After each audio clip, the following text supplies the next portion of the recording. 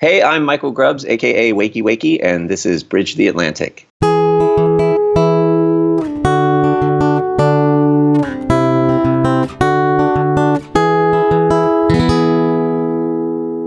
Welcome to Bridge Atlantic's interviews, where we get to know the people behind and in front of the creative industries. We're your hosts, music web designer Ross Barber-Smith from Scotland, owner of Electric Kiwi, where we create awesome custom websites for bands, artists and musicians. You can follow me on Twitter, Instagram and Facebook as Electric Kiwi. And I'm singer-songwriter and multi-instrumentalist Marcy Novelli from Canada, a man who wears many hats, literally and figuratively. When I'm not releasing music under my own name, I'm producing and mixing records for other artists. Speaking of which, if you'd like me to work on your next song or album, just get in touch. You can follow me on Twitter, Instagram, Facebook, Spotify, and Patreon as my name, Marcio Novelli. And we're excited to share that we've made some significant updates to our Patreon page, and we invite you to become an official patron of the show. Yeah, perks include early access to content, sponsored ads not only at the end, but now at the start of our shows, as well as your chance to co-host an episode alongside your two favorite co-hosts, Ross and I. Of course, naturally. Yeah, naturally, indeed. We've also got official BTA shirts available to purchase on our website. As you see, we are rocking them today. I'm in navy and Marcio's in white, and there's a link to get them in our show notes. If you use the coupon code BTA Rocks, you'll receive 10% off your purchase. Is our little way of saying, I'm trying to think which language I want to say this one in today. Obrigado. Yeah, let's just go with the favorite gracias, yeah. And I recently released a new acoustic EP, a new acoustic solo EP, I should say. It's called The Reimagining Volume 1, and you can listen to it anywhere and absolutely everywhere that you like to download or stream music. I strongly encourage you to share it freely with the world and spread the love. Spread the love, baby. Yep. Spread that love all over the place. Stop. Oh, I know. I really need to stop. Stop. Joining us this week out of Brooklyn, New York is Michael Grubbs of Wakey Wakey. Michael is also known as Grubs from One Tree Hill, where Wakey Wakey's music was featured. The band's 2010 album, Almost Everything I Wish I Said the Last Time I Saw You, hit number 1 on the Billboard Heatseekers chart, and they've released 2 more successful albums since then. I love that title. The band has a dedicated fan base, and this is shown through their Salvation album exceeding their crowdfunding goal by 141%. And the numerous tattoos fans have of Wakey Wakey's lyrics.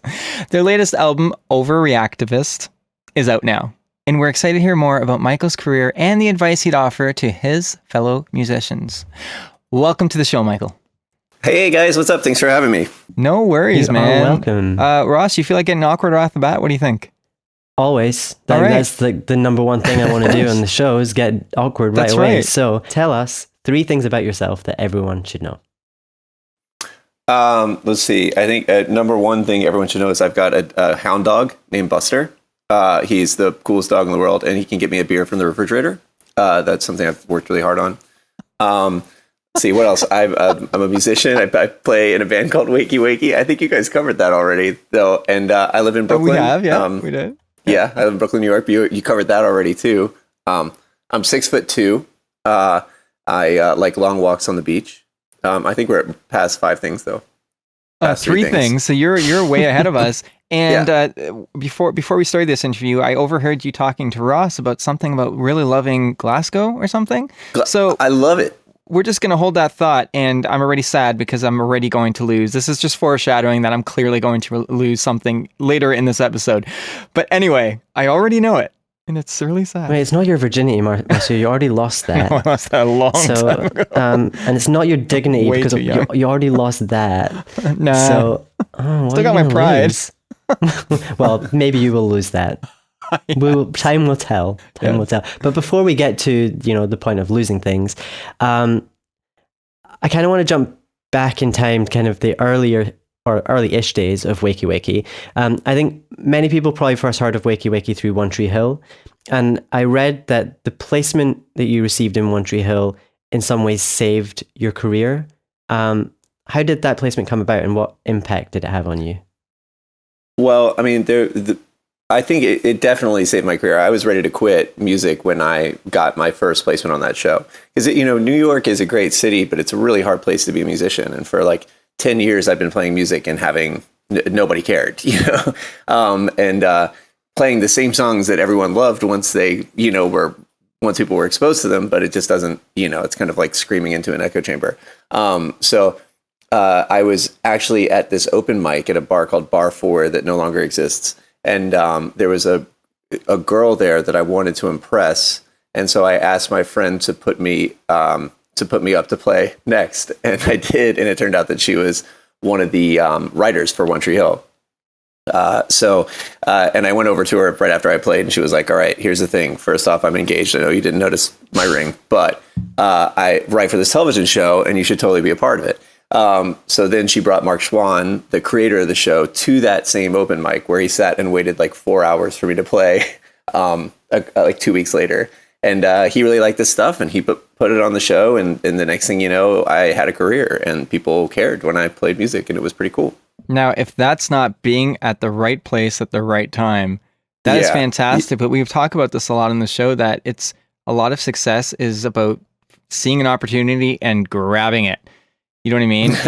And just putting yourself out there. If you decided not to go to the open mic that night, maybe I don't feel like playing it, that wouldn't have happened.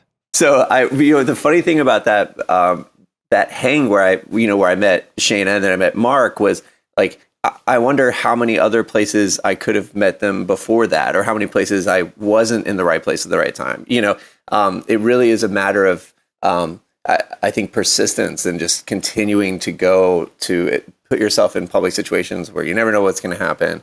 And then just when you're there, trying to be kind of cool, because there is the thing, like there are a lot of young musicians, I think, that are like, I've got to go say hi to everybody. I've got to do all this stuff. And they kind of are, you can become really annoying really quick. Yeah. You're overeager.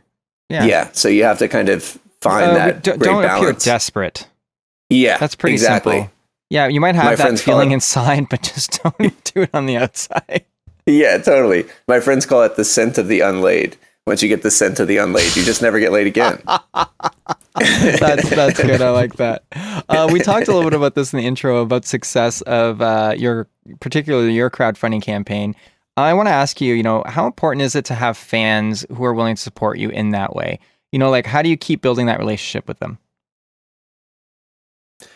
I think that it's so I have really mixed feelings about crowdfunding. I'll be upfront about that because I think that it's an amazing thing for people to be able to raise money in non-traditional ways. I think it's really good, but I also have the mindset that the mind that makes you a really good musician makes you a pretty bad business person. And starting a pledge campaign is essentially starting your own business where you're in charge of fulfilling these pledges, of dealing with all the one-to-one contact, you really are, the scope of the pledge campaign that I did was so big, and I literally did it from my living room. It was like me and one other guy and, trying to talk to all these people in SUA, trying to deal with angry emails from people being like, where's my CD, or where's my album? And there's so many logistics that happen. Like labels suck, but they do exist for a reason because it's a lot of shit that you have to deal with, and it kind of blows. And I think I pissed off a lot of my fans by doing that. Oh no. Yeah, but I think like the other side of it is it definitely cut it showed me who my really intense loving fans were, and it really closed our community. So Wakey Wakey's always been the kind of band that was really important to a really small group of people. And so it really kind of solidified that group and brought us together closer. I know every city I play in, there's probably 5 or 6 fans that I see that I know their names, because we've been touring so long and seeing these people so often. And it's an intimate community. And so I do think it is important to try and cultivate that kind of community with your fans. I love that. I can relate to that as an artist as well. Yeah. The other side of it is, though, you can also go out and be like, you can also do like the Strokes version where it's like you kind of treat your fans like shit and they like you because of that too. Oh God, yeah, I don't know about that one. I think it just depends. Like I think it really depends on what kind of life you want to have. Like for me, I'm the kind of guy that like when I get a sandwich delivered to my house, I have a conversation with the delivery guy. You know what I mean? Like, hey man, how are you doing? Everything good? All right, thanks for my sandwich. Have a good one. So it would be really awkward for me to have a situation with my fans where I tried to be some like aloof rock star. It's just not my thing. So at the moment, you're releasing a series of EPs featuring covers in collaboration with other artists. Can you tell us a little bit about that, and also what's next for Wakey Wakey? Well, I mean, my idea was there's all these songs that I really like, and you know, the guy who's kind of the other half of the unofficial other half of Wakey Wakey is this guy Chris Cubetta that produced the first album and also the most recent album. He's a partner at this really beautiful studio called Studio G in Greenpoint, on the Greenpoint Williamsburg border here in Brooklyn. So we suddenly had access to this amazing studio, and we know all these amazing musicians, and it was like, why don't we just collaborate and make something cool that people are gonna, you know, enjoy, and why not? I mean, I don't know. I also like being a musician means having a lot of downtime and learning to regulate that downtime and learning to continue, like, to have a work ethic is really important. So for me, it was a matter of like, let's go to the studio and make something today, you know, and what we made turned out to be these kind of cool covers. So, and then I liked that. So I kept doing that. That's great. You know, a lot of people, like, I think the idea of collaborating is very alive in pop music and rap music and hip hop and everything. But I think in, like, I don't know, there's a lot of genres still where people don't collaborate as much, or they think it has to be this big thing. But I mean, there was years ago, I mean, how much, like, John Lennon and everyone and Paul McCartney, all of them, they would collaborate with so many people in, like, the 60s. It wasn't even a big deal, and they'd have all these different projects, and then that kind of died down. But I do think there's a resurgence of that, you know, where people are starting to collaborate again. But, like, why not? I think there's, like, this competitive nature as well. Like, music is a weird career because we all, we all love each other, you know what I mean? We all support each other. We go to each other's shows and all that stuff. But, you know, there's also a side of it where it's like, there's a competitiveness to it, and the competitiveness makes you better at what you do, you know? Like, it's so funny now that I've been doing this so long. There's like, there's this one band that I had like legit beef with back in the day. Like, we fucking didn't like each other, but we both really kind of respected each other in this kind of weird way. And now I hang out with the lead singer of that band all the time, and we laugh about it because we're like, man, why did we have such a weird competition with each other? Like, what was it about? And it's funny because we do acknowledge that I think it made us both better, though. You know, that competition made us better. So it's a weird thing. I don't know. I think that for me now, though, I just know too many talented people that I want to just hang out with. So why not do it in a studio and make something beautiful while we do it? Yeah, either being competitive or trying to get a girl's attention. Either or, it makes you better. Yeah, totally. Michael, are you ready for 20 questions? Oh man, is anyone ever ready for 20 questions? I think yes. I think I am. You're going to be the one that's ready for 20 questions. Coffee or tea? What's in that mug? Coffee. Meat or veggies? Meat. Twitter or Facebook? Facebook. Indie or major? Indie. Education or experience? Experience. New York or Virginia? New York. The Simpsons or Family Guy? Family Guy. TV or Netflix? Netflix. Talent or attitude? Talent. And I just realized I like this question so much that I put it twice. Okay, okay, go ahead, Ross. You can ask me again. I could ask you again, No. but Friends or Seinfeld? Seinfeld. Wakey Wakey or Asleep? Sleep asleep. All the way. Oh, Marcio, that was one of your best. I've got to say. Next time, don't fucking write talent or attitude twice and leave me like a split second to make shit up.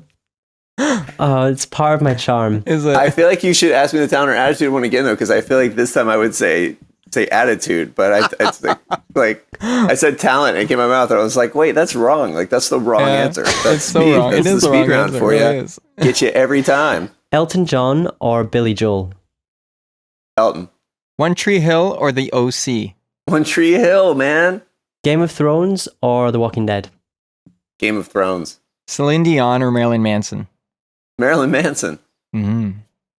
Michael Jackson or Michael Bolton? Jackson. Sorry, Ross. The Bolt just doesn't get enough love. Batman or Superman?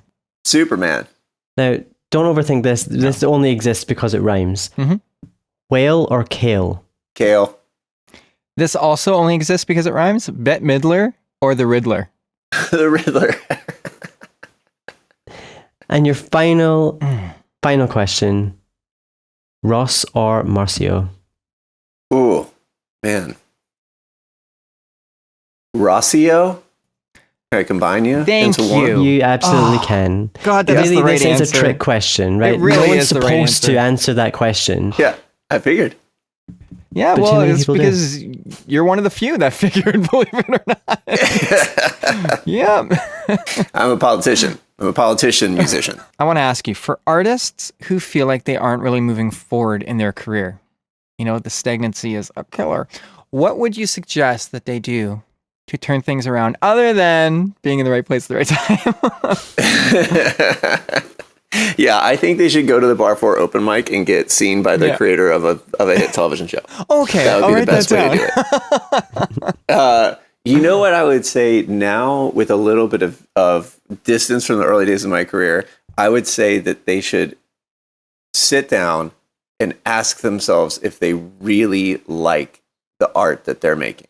If the art that they're making is coming from an honest place, or if they're trying to make something that goes into some kind of mold.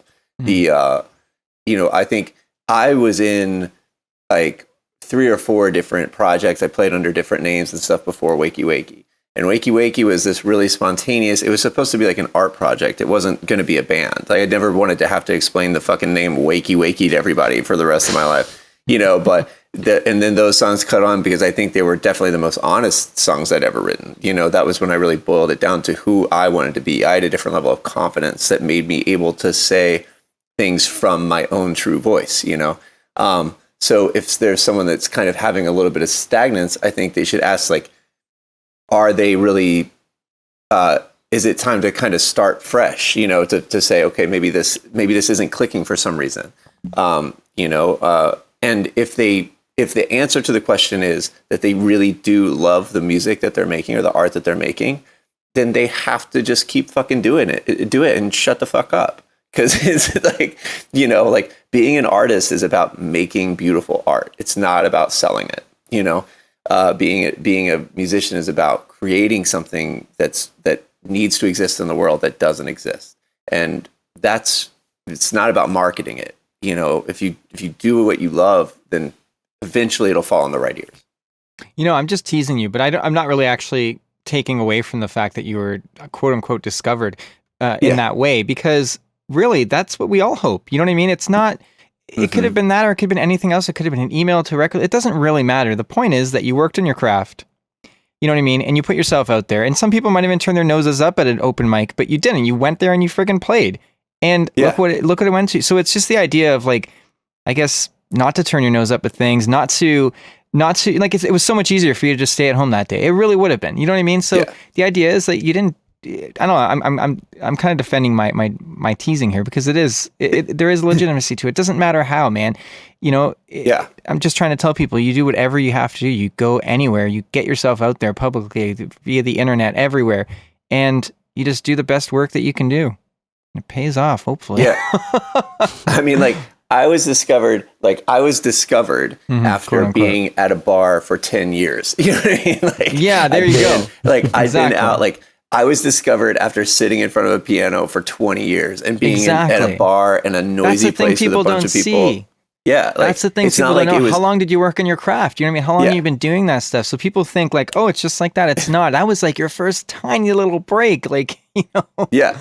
If I had never, like, if that was the first time I'd gone to that bar, then fuck me, man. I'm a dick, and you know what I mean? But, like, we had been going there, every week for years. You know what I mean? Like, every Tuesday night for years, we went to this place, and we built a community of artists, and we challenged each other, and we drank too much, and we, like, it was like our little clubhouse, and it was awesome. Like, the funny thing is, people ask me about music at that time, and I don't know what was on the radio. I don't know what was going on in indie music. I don't know what was going on in any of those things, because the only people I listened to were my friends, and there were people that no one else probably has heard of. You know what I mean? Like, people that kind of were in this underground scene, and that was it. And that's what made me me. Awesome. I love that. Yeah. And when it comes to placements, is there any advice that you would offer to artists who want to get their music featured in film or TV? I mean, I think like that's one of those things where it's like to tell someone how to be pretty. You know what I mean? Like you should like. I feel like having music in a film or television, the reason it gets placed is because it's specific. It doesn't get placed because it was written to be a jingle. You know what I mean? So if your music encapsulates a feeling that's honest to you and you speak with that level of honesty, then I feel like that'll resonate with the people that do the sync stuff. I know that when I try to write something for sync, it's always bad. But if I just make a song that I feel like is honest, then it tends to be placed in stuff. I'm pretty sure like the only time that's ever worked is when Goo Goo Dolls wrote Iris. For that one movie, it turned out perfect. But yeah. I've actually heard. I think it was like everyone from Amy Lee of Evanescence to like several other artists where I know they've written things for like these huge movies and that got rejected. You know what I mean? And they're like, "Well, screw you. This is a great song. I'm going to put it on my album." Yeah. But I'm definitely going to listen to Iris today. By the way. Oh, such a good song, right? Such a classic. So just quickly, man. I'd like to know if you, looking back at your career, like, is there anything that you kind of wish you knew now that you didn't know back then, or something you would have said to your younger self, maybe particularly at that moment when you were just about to quit? I mean, to say like, so there's two different questions there. There's what have I learned through the process, and there's what would I say to myself at the beginning of the process. What I would say to myself at the beginning of the process is just like, stick with it, man. It's going to be all right. Like just keep doing it. And, like try and do it in a sustainable way. So like, don't like realize that you're setting out on a marathon. You're not setting out on a sprint. It's going to be a long fucking time. So like get a job where you can make a shit ton of money, and you know what I mean? Like get the day job that takes the least effort and gives you the most money. Like be a bartender is a great idea, and try not to drink all your money away, and start off on the marathon.